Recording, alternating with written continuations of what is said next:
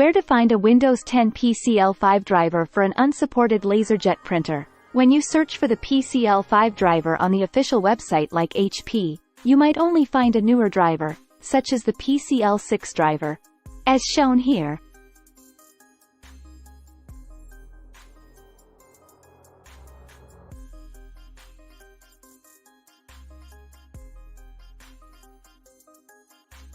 However, during my research, I came across the possibility of finding the PCL5 driver using the Wayback Machine.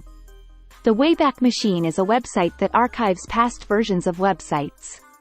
By utilizing this tool, you can look for older versions of the manufacturer's website specifically tailored to your printer model. This process may lead you to a link for the PCL5 driver, which could be unavailable on the current manufacturer's website.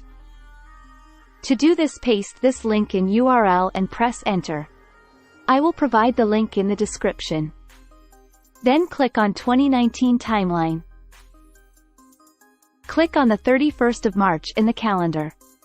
Then click on the link as shown here. Wait for some time to download. Then click on the downloaded file and double-click to install. Once installation is completed, then restart your computer. If you want the direct download link, then I will provide in the description below.